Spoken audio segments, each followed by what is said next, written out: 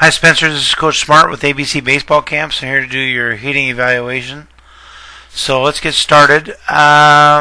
Setup. Okay. Spencer, pretty narrow for as big as you are. And I watched a couple of your swings, and you have a tendency to lose your balance a little bit. Some of that might have to do with the narrowness of your setup.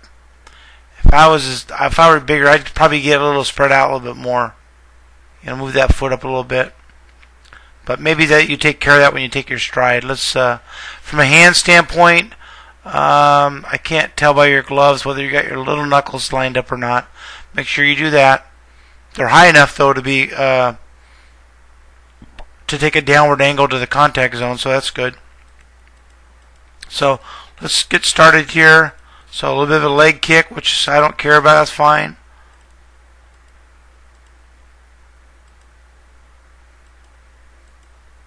Okay, so, but, get you back where you started. Okay. Spencer, let's see. So your feet start off very parallel. Okay? And then you do your leg kick. And you go from being parallel to open. Okay, so let's talk about that for a second. Spencer, what that does, bud, is that predisposes you for a lot of yucky stuff. Okay, right away, before you start your swing, your front hip has already started to open up. Before you even start swinging the bat, your bat hasn't moved yet, and your front hip is already predisposed to being open. Okay. One of the biggest things big leaguers fight, okay, is they lose their front hip, they lose their front shoulder. Okay, so if you're doing it before you even start your swing, you can see what kind of hole you put yourself into. Okay. From a hitting standpoint, buddy, I'm a big proponent of doing things simple. Okay, so let's watch your swing. Let's see you do this again now. Big leg kick. So you end up in the same spot. Okay, you end up in the same spot. So again, I'm just here to give advice. That's all I'm here to do. But I would dump the leg kick unless you can do that and get back to parallel.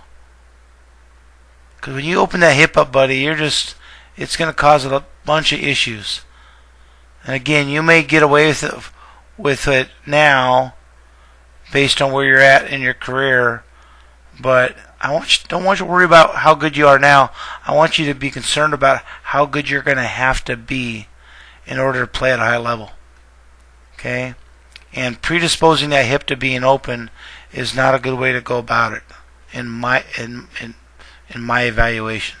Okay? I've worked with a lot of guys, big guy. Both my sons played major college baseball. I've worked with countless number of pro guys, and they all land the same way.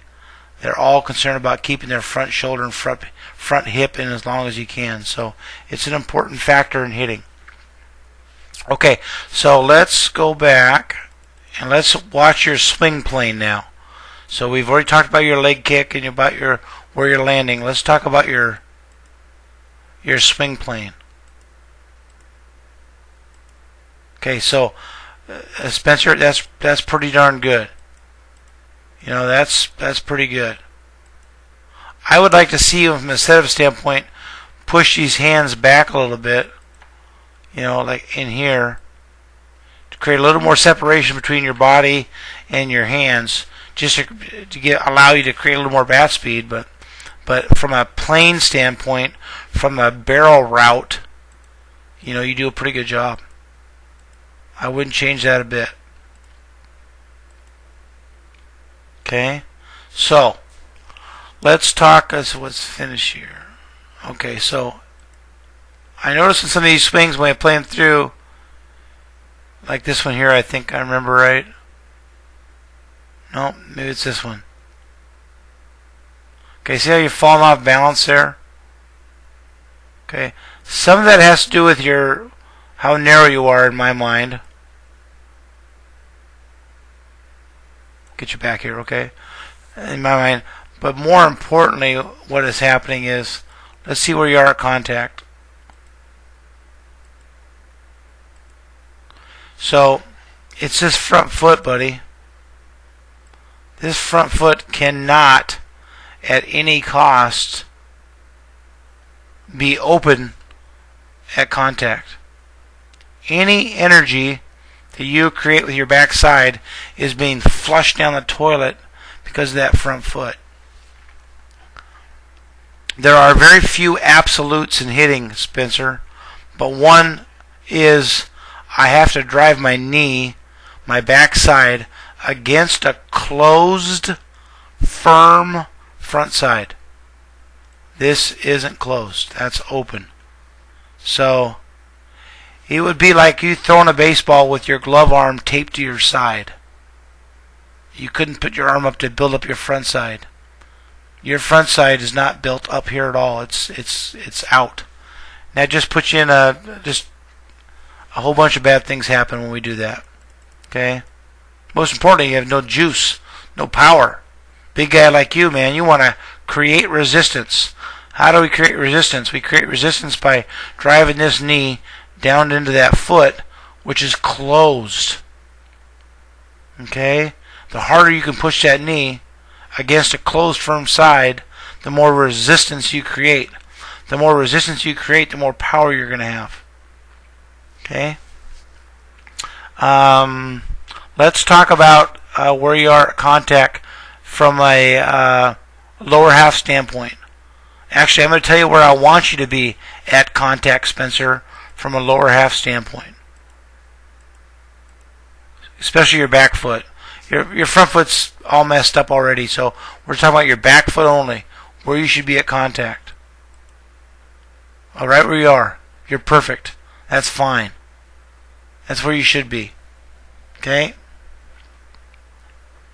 Okay, let's talk about where you should be with your belt buckle and your chest at contact.